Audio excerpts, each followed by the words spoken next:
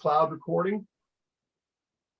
So let me go around my Hollywood squares and I'll introduce the people. The next gen group that's on board here is Taylor Gerber, and she's in my upper left. And Taylor resides in southern Wisconsin as part of the Johnson Tractor Group, and she's a 2022 member of the 2022 class with what we call Next Gen Ag 10. Jake Judge, and Jake is a general manager in Nebraska of a red dealership. And Jake is not only part of the Next Gen Ag 10, but we do some business work with Jake as a client in some of our MAC, the Machinery Advisors Consortium peer groups. You've heard Mitchell Ahora speaking from the pickup truck traveling back out of Indiana. Mitchell lives in my hometown in southeast Iowa, Washington, Iowa. I sold a number of red pieces of equipment to Mitchell's grandfather. So that kind of shows you the generational change that this represents. Maybe not a millennial, but certainly a close personal friend. In my upper right, if you'd raise your hand, Scott Kenobi is maybe second or third generation, Scott? Third generation. Second at this farm, but Grandpa was 5 miles southwest of here. Perfect. Scott and his father, Harry, have been friends of mine for a long time. Large cattle feeding operation in West Point, Nebraska, on the east side of Nebraska, within about 45 minutes of Omaha. Scott has two daughters that are coming into his business. Maddie is one of them, and I think another one of your daughters works downtown Omaha, if I'm not right. Really, she just moved back to West Point, so she's doing internet nursing recruiting or whatever. So good for her. Good for her. All right. So Mitchell introduced Brad. I'll introduce two AGCO friends that are fun. In the AGCO communication team, working either with the brands in North America or more importantly with corporate communication internationally. Aaron Droddy is on my screen at the top. And Aaron has a machinery background in the industry, both in construction and in ag. We connect with raising families in some point in time. She's helped me through some of my trials and tribulations with young Robbie, and we talk on a weekly basis and connect. And her friend and mine, Katie Town, it looks like you're on your sun porch, Katie. Actually, I'm in my kitchen. It's your kitchen. Okay, well, Katie is in charge of a number of communications across brands with AGCO North America. She has a young family that I'd just like to have her gas bill, that she keeps a van moving right, left, and center to keep boys in football games and choir practices and Little League and on and on and on. Not visible, but audible with us here is Austin Swiston from Saskatoon. Austin's a 3-store AGCO dealership, full line ag, also third generation. But what we do at MACKAYBEN is we try and connect the next generation of ag leaders, and you're seeing a good portfolio of them across this screen. Just joining us is Cam Canfield from Ohio. Cam, raise your hand so people can recognize you. Cam is the founder of a corporation called Stratovation, and he works in many different platforms across the ag industry. On my screen to the left, and he'll raise his hand, George Russell, personal friend and one of the MACKAYBEN coaches. George and I have a history that goes back into the last century. We met as early in Chicago as 1979, and he and I connect together and are really the connect through the Machinery Advisory Consortium. And if you go to our website, you can see what we do. All right, so I'm going to share with you, for those of you that are on monitors, a portfolio that I've put together. And you know, hell has no fury like a consultant with a PowerPoint. So bear with me as I share with you this material. And what I'd like to do is get it set so that I can kind of see you, and as well you can see the PowerPoint screen. So if you'd let me know that you're seeing a PowerPoint now,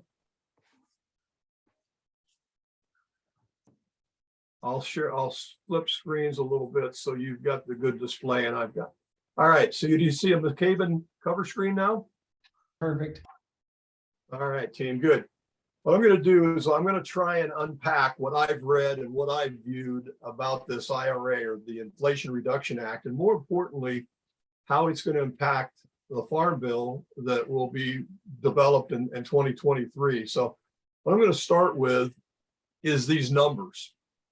And again, I want to emphasize that this is not a political statement on my part. And I'd like to say that I'm as much an independent in the center as anyone. And I'm just interested in the health of agriculture. You can see here the federal budget for this year, pardon me, is a big number, $6.11 trillion. And in that budget, there's a deficit, meaning that we don't know how we're going to pay for 1.8 trillion, or that we would add to our deficit with a budget of this value. And that budget is 20% of our economy. Now, as we went into a new administration, the administration started to develop what they call the reconciliation proposal, or a package of the commitments that were made during campaigning. And that Build Back Better budget or plan was about 1.7 trillion, or again, what would be the amount of our adding to our deficit of the 1.8 trillion. The act that was signed in the last 2 weeks by President Biden, called the Inflation Reduction Act, has a value to it of about $737 billion, or it's about 12% of what would be the annual budget. So it's adding to the expenditures of our government and into our society.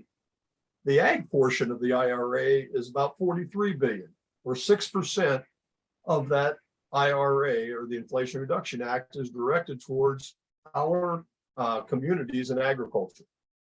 As a reminder, we talked about this in March. The Farm Bill is a $428 billion package. And I'm going to show some private equity investment in ag in 2020, 2 years ago, that was about 3 billion. So on the bottom right-hand side, you can see where these numbers look, and they're big. We all know what $1 million is. In fact, many of you have a net worth of over $1 million.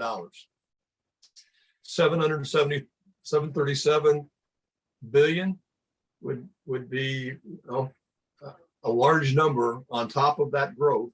And you can see the 6.011 trillion national budget. If we look at the Farm Bill, Farm Bill that's proposed and have to be worked on over the next 16 months, this is the proposal for the 2023 Farm Bill. And I want to emphasize that of that Farm Bill, $97 billion of it, or about 23%, gets to the farm gate. And the importance of this IRA, the Inflation Reduction at 43 million, is almost half as much as comes to agricultural and agricultural communities as part of a 5-year Farm Bill. Pardon me. Should have been singing.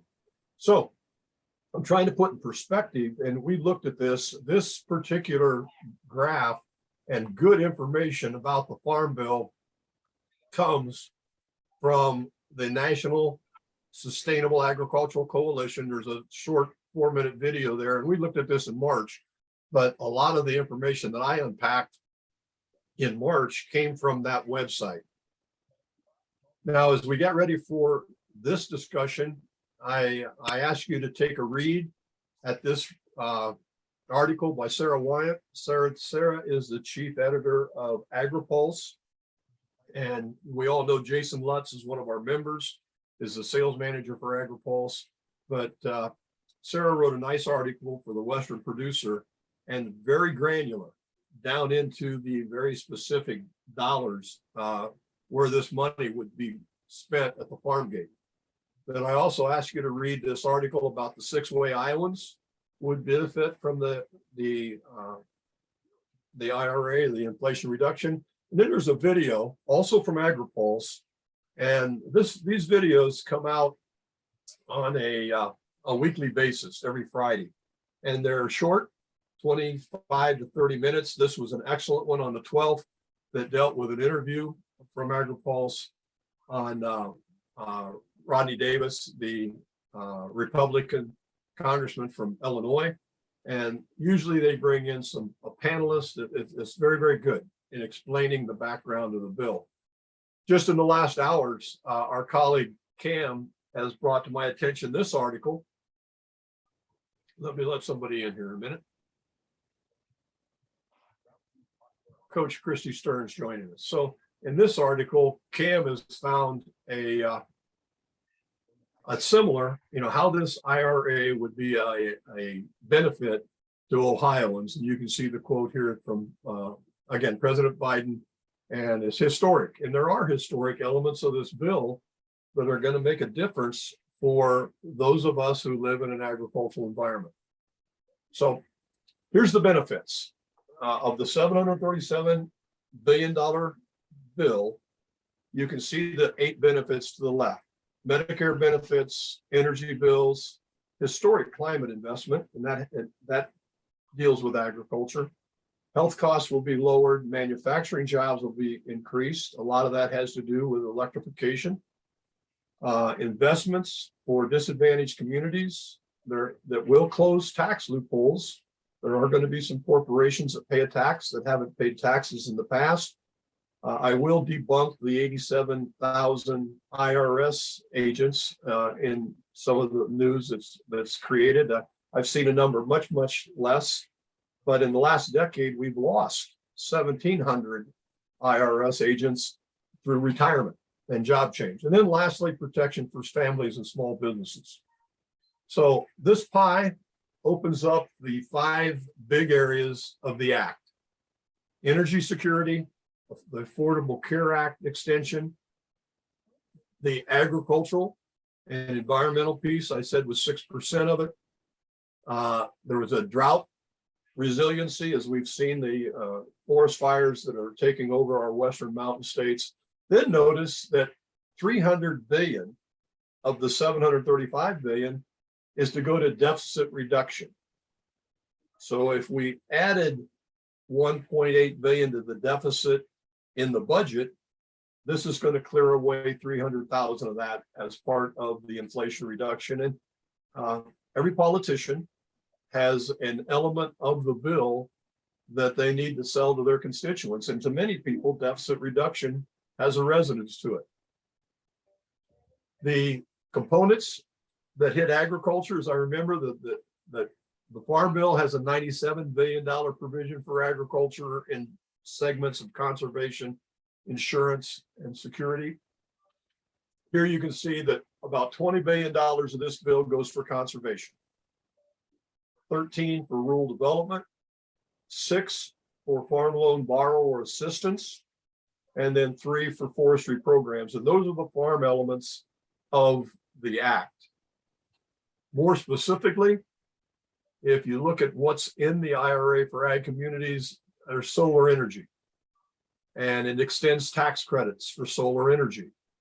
You can see to the right that those credits are projected. So this bill is some elements of the bill go out 10 years, and it assures an existing 26% tax credit where it was scheduled to drop to 22.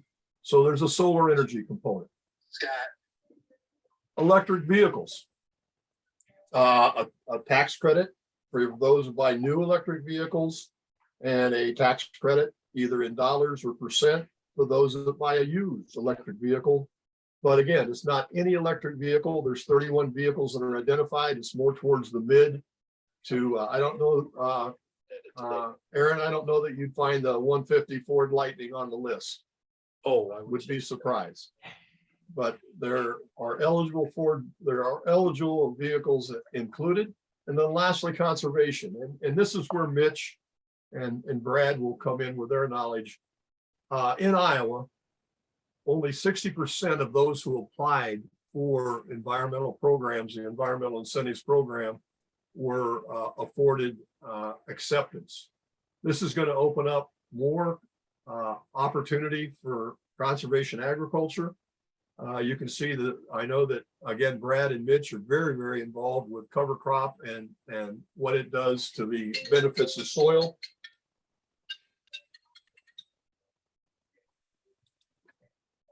And you can see that in Iowa, there's just less than 5% of the Iowa agriculture that's using cover crops today.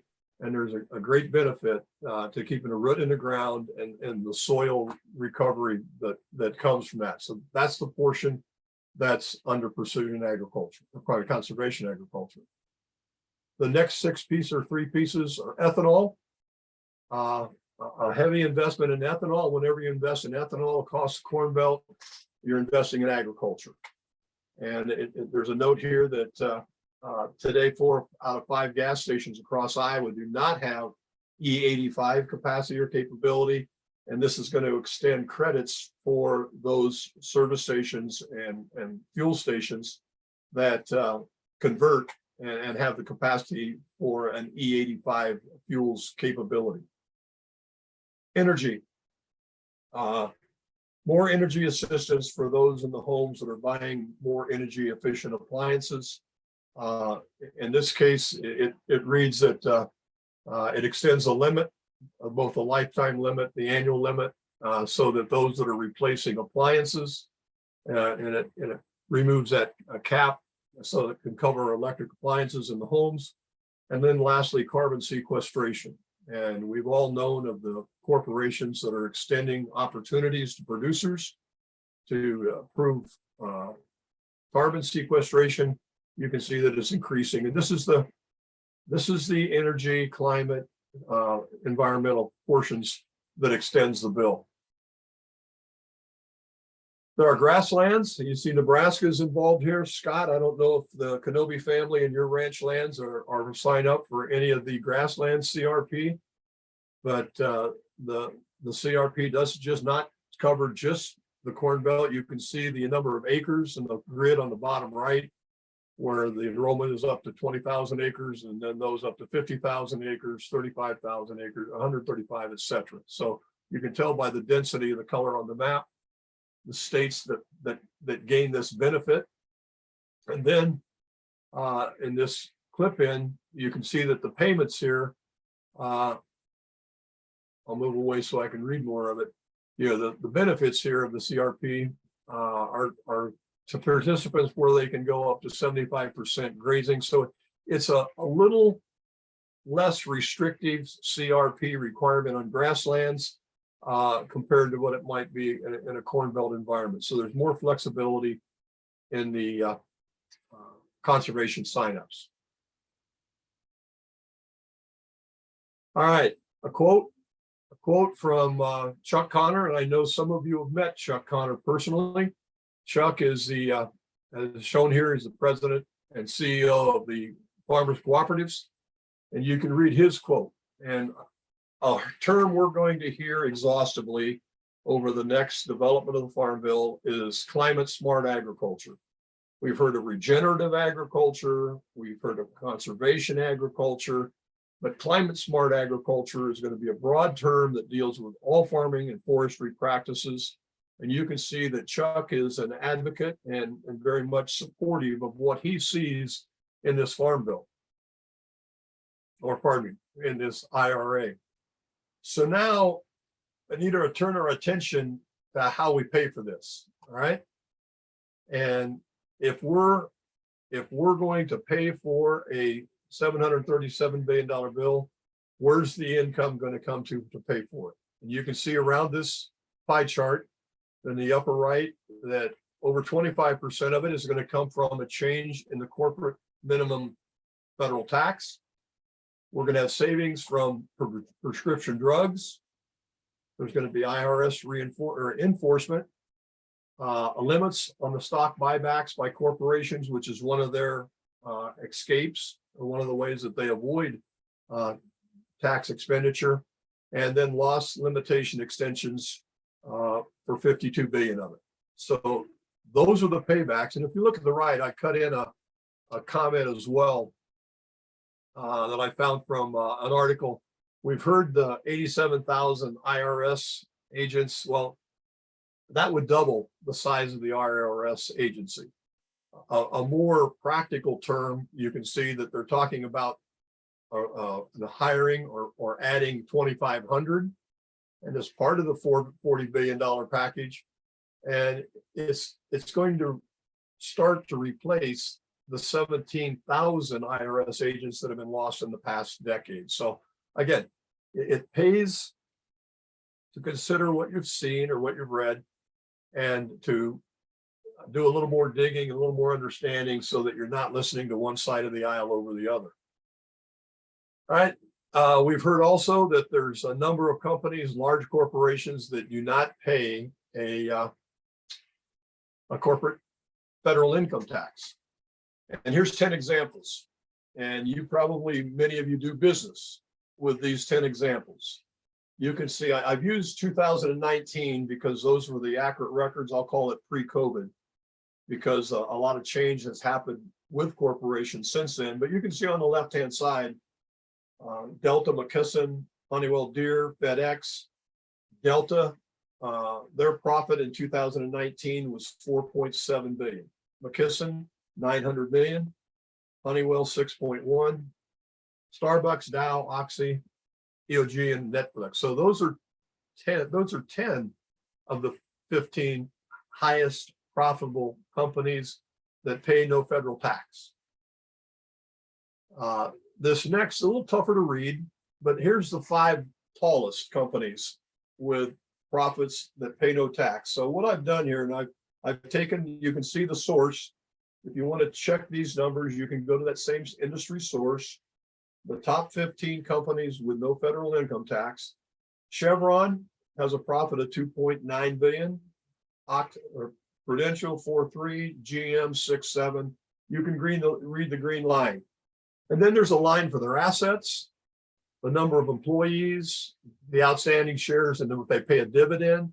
So a lot of corporations will take their profits and reduce their number of shares through stock buybacks. So there's a provision for taxing that in the IRA. Now, if those corporations posted in 2022 those same profit levels, 2,941, and you tax them at 15%, you can see that these 5 companies alone would contribute 5.2 billion to the payback of the Inflation Reduction Act. And the comment at the very bottom, that there's at least 55 of the largest corporations in America that pay no federal corporate income taxes. And again, as a greedy capitalist myself, none of us like to overpay, but there's a statement about paying your share. So I also found an article. I wanted to make sure that I was looking at the right numbers, and you can Google almost anything. And here's a statement I found through Google about Chevron. It said their 2019 earnings were reduced to 2.924 billion. It matches the number, the 2 articles, and they're coming off of a $14 billion profit the year before, as they were posting some losses relative to write-offs to their shale gas. So each of these corporations employ excellent accountants and financial officers to make sure that they are reducing the investment as best as is possible. But now there's going to be an opportunity for them to step up and pay some of their share. All right, last 2 slides. Here you can see the investment by private equity in 2020 through October into the ag sector. And you'll see some names around that circle that you know. You can see indoor ag in the upper right. You can see crop protection in the lower right, animal technologies, ag marketplace, and fintech to the left, sensors, precision ag, plant sciences. Up in the upper right, that App Harvest is a Kentucky-based firm, if you've heard of it. They have 60 acres of greenhouse under roof in Moorhead, Kentucky. And if you draw a string around that to the city of New York and circle Moorhead, Kentucky, you'll reach Detroit, Chicago, St. Louis, Nashville, Knoxville, Atlanta. If you eat a salad in those cities, you're probably eating something in your salad that came from App Harvest. The next one is an illustration from Ohio State. Cam, I did this for your benefit. You can see the investments here in startup companies in agriculture, whether they're in the, again, the 1 o'clock area, precision ag, marketplaces, robotics and drone work at the 3 o'clock position, plant data, irrigation, smart irrigation in the 7 o'clock position, animal data. I'm sure that Scott, you know, some of the investments that have been made to monitor the health and lifestyle of animals on the farm, next gen farms, and then lastly, farm data management. So that's the story. I've ran through it purposely to maybe cause you to think a bit. Let's see if I can go back now to a see if I can go back to a Zoom screen.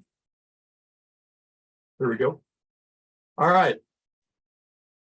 A lot to unpack, a lot to comment about. What's some first thoughts? Cam, you've read the article in Ohio. Does this match up what you've read?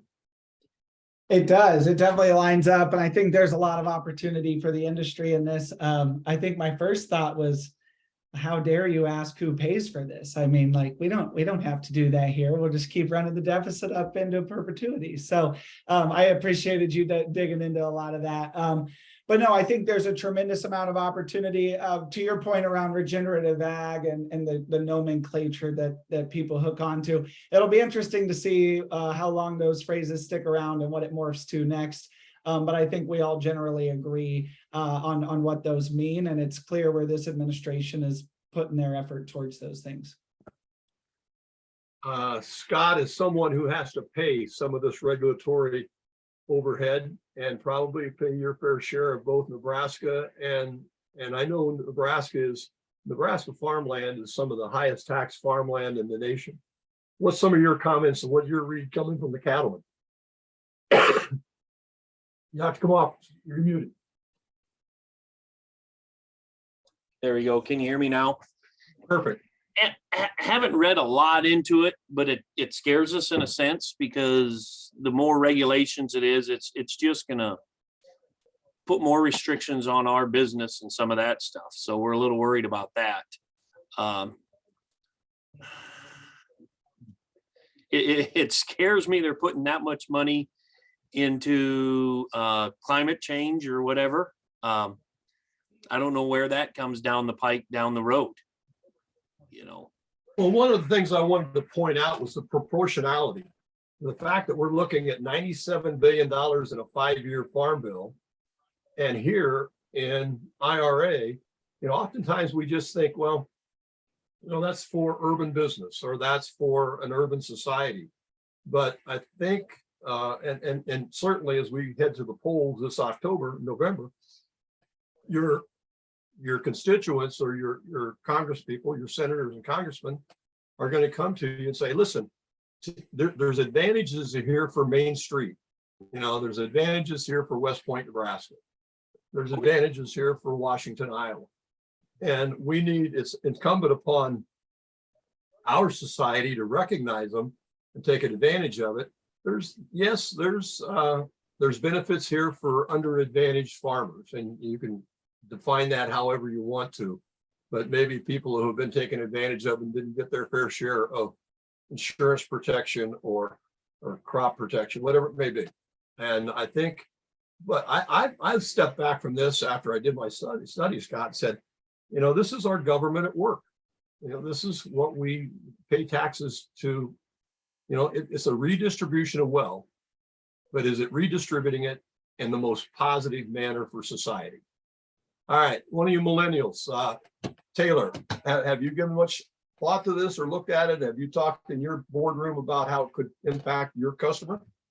I mean, honestly, our room's been a little booked up with preoccupied on some other fronts, but it is interesting to think about just how it could impact and really thinking about the advantages versus just thinking of it as more challenges. I mean, sometimes we don't want to hear that there's more power being pushed down from the top down, you know, kind of to Scott's opinion over there, but it's like you said, I think finding those advantages is going to be really important. Okay. Mr. Hora, Mr. McDonald the farmer. All right, you guys are in the forefront of a lot of information. You're trying to change the way climate smart farming is approached. What's your takeaway from what you've read or what you've seen and listened to from your friends? And I'll ask Brad, I'll let you go first and let Mitch drive. Yeah, Brad. Yeah, that sounds good. So what sticks out to me is whether or not we're actually going to create the incentives for farmers to change their practices, because even though we say that, okay, 60% of equip applications got it, now we're throwing a lot more money into it so that way we can get that number to 100. It's still a very small portion of total farmers that are applying for equip applications and actually putting in cover crop no-till systems. So the question I have is, if just because you're going to fund that program better, are you actually going to see more farmers sign up for it? And the only way that I see it actually increasing the number of farmers is if you're going to increase the payments per acre. And I'm not sure that that's baked into the cake for this. That was actually one question that I have, as far as, does that actually change the program itself for equip, or is it just funding it so that way they can fund all the farmers applying? Either way, I guess that difference is going to make the difference whether or not farmers are going to actually implement these practices more. So that was the first question I had. What actually, Well, just from this let me ask this. Yeah, go ahead. If you were a Yeah. farmer, if you were in the 40% that was declined, you were denied, are you going to have the incentive to go back and reapply and now say, if I was declined before, now my land is going to be accepted? My understanding is you don't have to reapply. And so I had an application on file, I believe in 2019. And then I just stayed on the docket until I was funded. And I believe I got accepted in just last year, so 2021. So I didn't have to do any extra paperwork for it. So again, I would like to know a little bit more about it, but my assumption would be pretty much anyone who applied now with this extra funding will probably get through. But really what it comes down to is, are you going to increase the number of applications would be my question. And I'm not sure. Where do you go? Give those of us who do not farm and are not in your environment every day, where do you go to apply, and how difficult is it to apply? And what encouraged you to apply in the first place? How were you motivated to go do that? Yeah, I'm very blessed actually. So Delaware County is where the farm is, and my FSA office is spectacular. They actually did the application for me. They did it all. They basically came out, scouted. They said, this is what we could do on your fields, on your operation. And then basically they said, okay, we'll get your file on record and we'll let you know how it goes. So I think that that's not the norm. Let's just put it that way. And Mitchell has some stories to counter that. But I know that Farm Raise or is it Farm Raise or what's the company? Yeah, Mitchell. that's right. Yeah, that's right. The Farm Raise is a company that specializes in helping farmers down that path. And their business model is they say they take a certain percent of the total, I guess, the money that would be funded from it. So there is resources for farmers to actually make the applications. I don't think it's widely known though. I think that a lot of farmers, they really don't know how to go down this path. And if they don't have a good office like I do, they're kind of fending for themselves. All right, And so you're telling me that your office, your farm office allowed you to have the easy button. They pushed an easy button for you. Mitchell, Yep. what are you seeing, or what's your curiosity or your apprehension about the money invested in this bill? Yeah. When Dad and I went to FSA,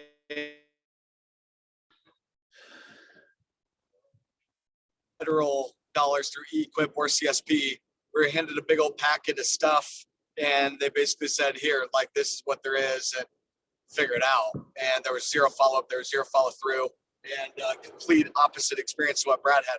Very few of the farmers that we work with are in an E-Equip or CSP program. Lots and lots of them, though, utilize state programs. And the state of Iowa has a really great cost share program there. There's definitely a much higher trend towards utilizing more local dollars versus utilizing federal dollars, which could be extremely cumbersome. And I'm with Brad. I mean, I think it's interesting that, this could definitely fund some more of these things. There's the E-Equip and CSP, which is kind of just, keep doing more of the same, fund a couple more of the programs. Like that's all fine and dandy to me. It translates to, we're gonna need a lot more government employees to push these documents through. That's what worries me about stuff like this. Like it takes more big government to be able to go and distribute some of those funds. Look at you. I'm going to challenge you, millennials. I'm going to challenge you today. I mean, you guys and gals are so connected with your computers that you're sending notes to each other. And Mitchell, your organization is connected with tens of thousands of clients. So, some you're doing business with, and some you want to attract and do business with. But can't this information be spread so much quicker today through social media and the means that we have? It seems like, when producers in Michigan sneeze, the guys in Oklahoma catch a cold. And the ability to spread this out is so much greater today than when we were working off of printed material and you had to show up at the FSA office to make your apps. That's definitely it. A lot of people talk about this. A lot of people, interested in something there. I think most of them are kind of like Scott's initial response. Yeah, I see something there, but I can't really take the time to dig into all of it. It'll kind of come to me if there's an opportunity. I think that's right. I think that's how most, where most of us are. I really like Farm Raise, like Brad had mentioned. I think they can help to streamline a lot of this. A couple of gals that started the company at the very early stage, but they got some good things going. But the one thing that I do want to hit on here, and you only had one small line on it, and I think it's one of the most important pieces of the entire piece of legislation. And it was in the carbon credit piece. And the note that you had says that it takes the carbon credit from a $50 tax credit to 85. Okay, that is 45Q is the credit system there. Now, it's actually not for carbon sequestration. It's for carbon mitigation and lowering your carbon footprint, more of a cap and trade kind of thing. But why it's so important is that those tax incentives is a big piece of what's pushing the ethanol industry to participate in this, ethanol or other industry, where the industry can utilize 45Q to help as they lower their carbon footprint. And I think the big opportunity for all of us is to be able to, say, hey, we are part of your scope 3 carbon emissions. Include us in your carbon accounting. Deploy those high dollar tax, credits or high tonnage credits through us in your supply chain. And now there's much more dollars going towards carbon sequestration from a scope 3 standpoint versus what's being done today, where today scope 3 is not necessarily included in 45Q carbon accounting. So it takes the ethanol pipeline, the CO2 pipelines stuff, takes those things to the next level. It's my understanding that this bill lays out the ability for that dollar figure to keep growing beyond just $85, but all the way up to $135 to $185, which I don't know that that's necessarily what I think should happen, but it really gets the focus on this to go. And I do like it being a tax credit and being more of a carrot rather than the stick. So I like that angle to it. But that component with 45Q coupled with the straight up ethanol or renewable fuels component is a big opportunity. Last thing being, I was at a very kind of a, it was a suit and tie, or it was a jacket type of conference last week in Des Moines with some of the heavy hitters from the ethanol industry, from Iowa politics, from the Iowa ag and Midwest ag industry. And they were talking a lot about this in terms of renewable biofuels, sustainable aviation fuel, and ethanol. Renewable biofuels is currently 1 million gallons of renewable biofuel, diesel fuel annually in the something like 28 billion gallon market annually. They anticipate the renewable biofuels getting to between 6 and 8 billion gallons in a very short amount of time. Today, it's 1 billion.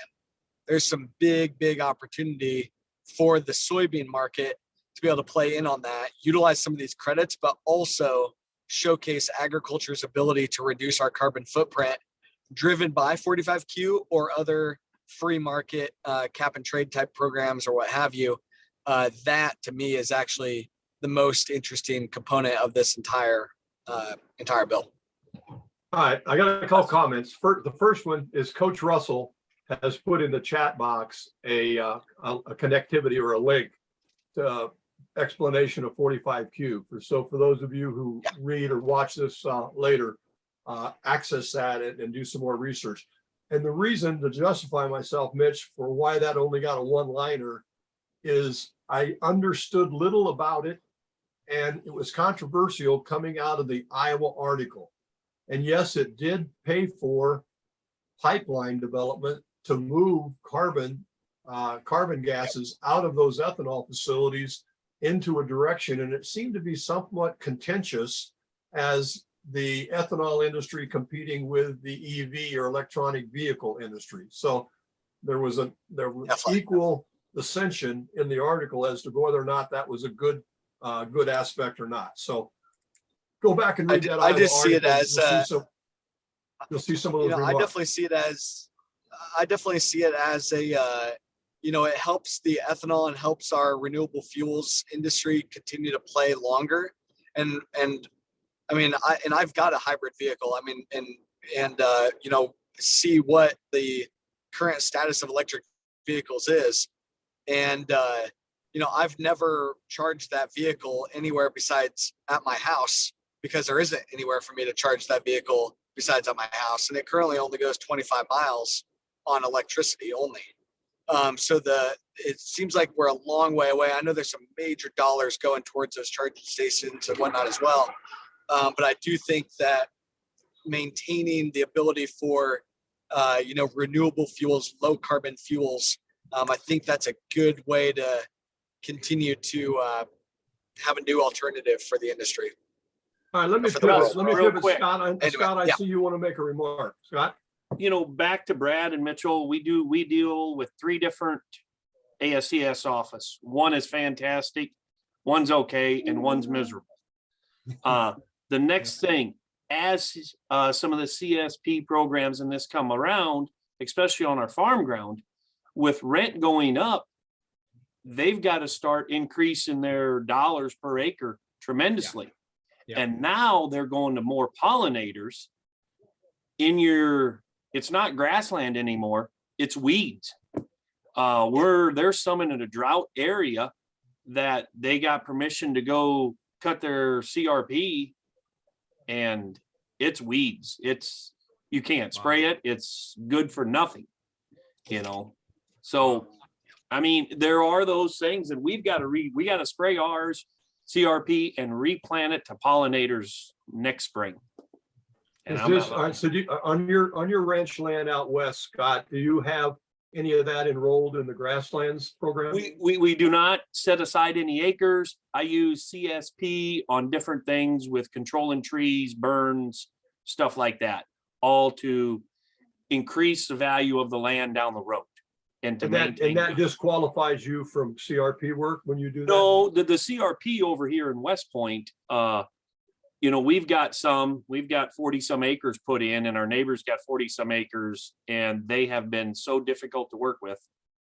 I mean, unless they show us some more money, in 3 to 5 years when I got to redo it, I'm not going back, because it's not CRP, it's just weeds. It's good for nothing.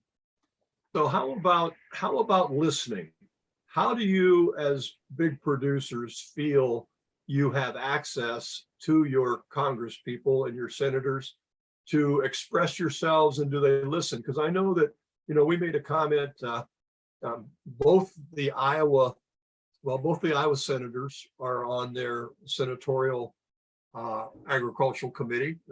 I know that Nebraska, that you've had pretty strong representation as well. Very strong. So do they listen to you? Do they take your remarks back to the decision table?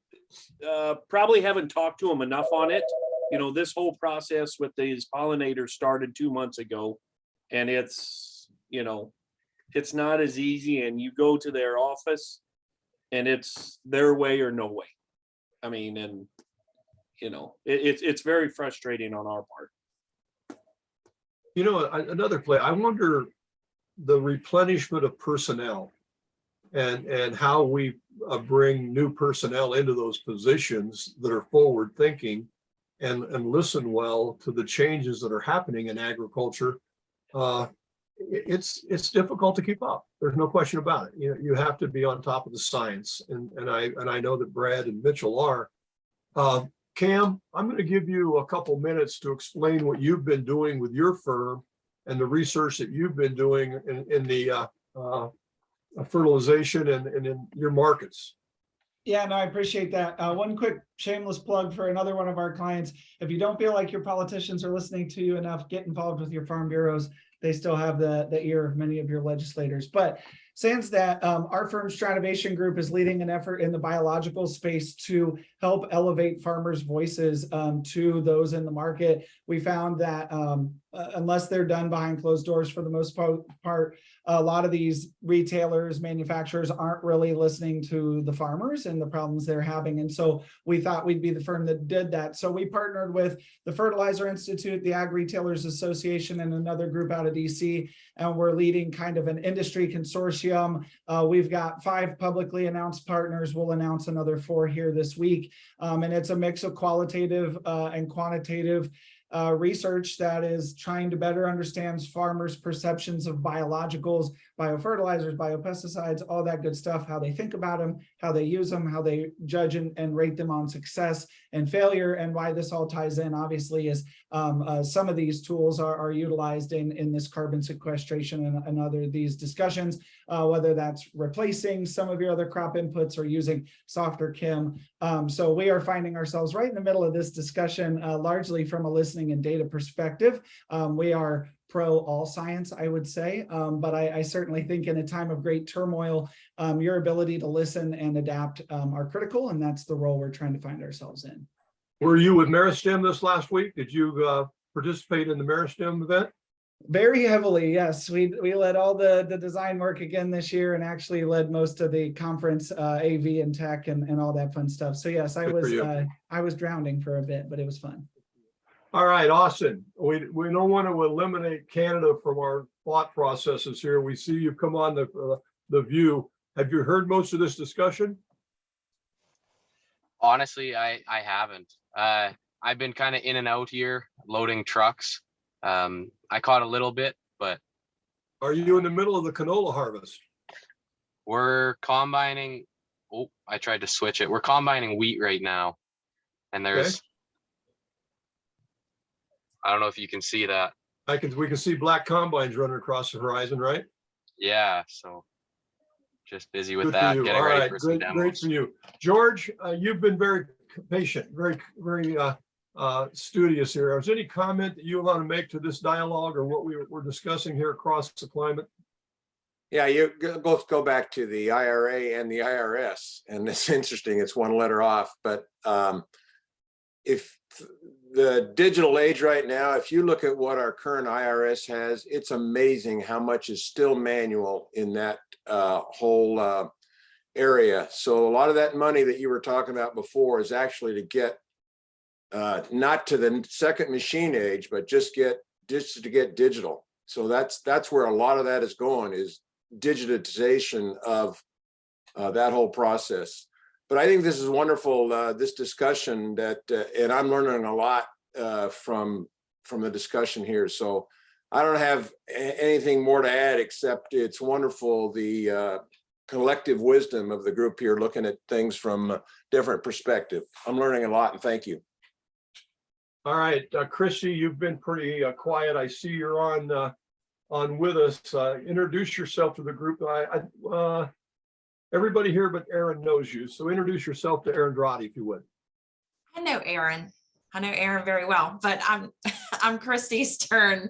I work with George and Russ in a variety of capacities. I'm a specialized recruiter in the ag and construction industry, specifically machinery. But this conversation's been fascinating. I am going with the AEM to lobby in DC the middle of September.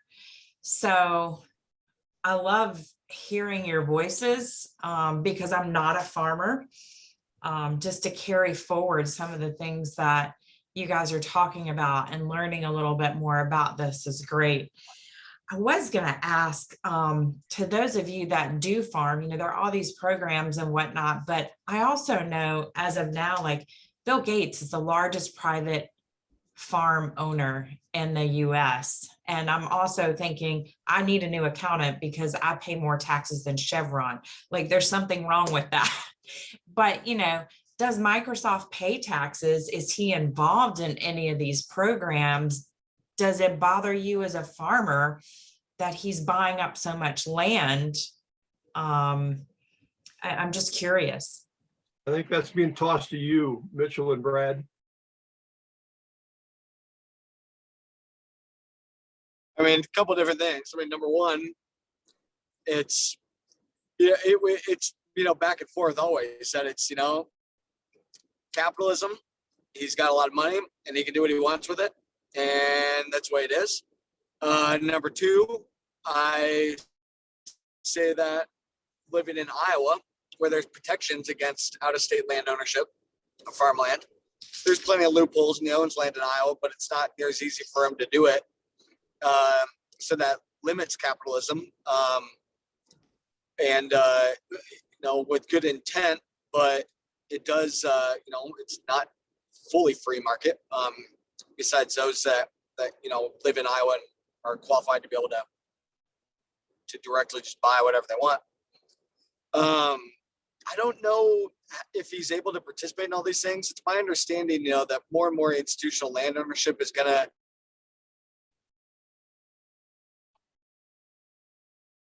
I think a lot of his lands are I'm going to call them marginal lands. You won't find them necessarily across the Corn Belt, but I know he's got Delta land and High Plains land, but I think he has ownership in multiple states. It's not constant. I thought maybe one of the places, Christy, one of the elements of the IRA that the Inflation Reduction Act that the Republicans tried to put in, which didn't stay, was restrictions on international ownership. Circled around that North Dakota situation where the Chinese were buying a substantial amount of land for productivity, and it was so close to one of our military installations, but it didn't make it fell on the editing floor. It didn't make the bill. Sorry, I dropped off there.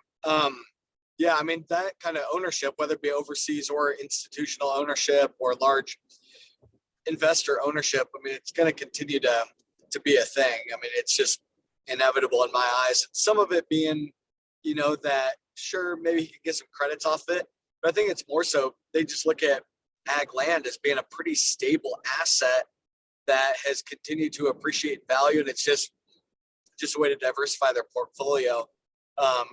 If they can make credits off it and generate additional revenue, cool. But I don't know that that's the number one motivation, but so I don't know. All right, good. It's a All right, trend that'll continue to happen. Aaron, would you, as we wind this down, do you have any observations either about the act or about this group? Oh, I love it. Thanks for inviting me today.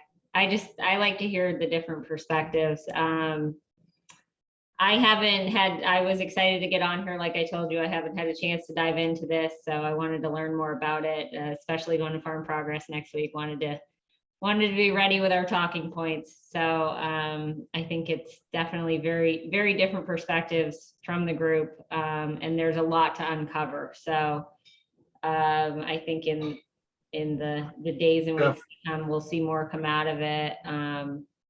I think what I learned, and I'm not sure how true this is, but they've reduced the credits based on salaries for the electric car. So that's interesting that they're not gonna give those openly. They put some No, caps. yeah, the more, yeah. You got to qualify by your income level as a Yeah. family, Yep. and only certain non-luxury electric cars qualify for credits. Oh, I think So there's- mine does, but yeah. There's control. All right, and when I leave this time every month is my reaffirmation of the stability of agriculture. Whenever I talk to these young people that are, investing their livelihoods in the next generation of ag, I know it's well placed. And we can have a lot of differences of opinion, and we can try and keep up with the intellect of politics. But we can't do it from a distance. And I know that whether it's at conventions, whether it's within your own Farm Bureau policy making discussions, that each one of you are involved in a certain special way. So I'm going to table.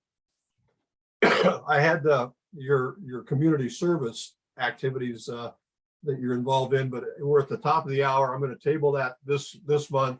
And we'll bring that back as a discussion next month. But is there anybody that would like to make a closing remark for those that are still in place? Brad, thanks for joining us. Chris or Aaron, thanks for joining us. Anybody like a remark before we close? If not, if you're in the field working, be safe. Austin, make sure you're paying attention to that equipment.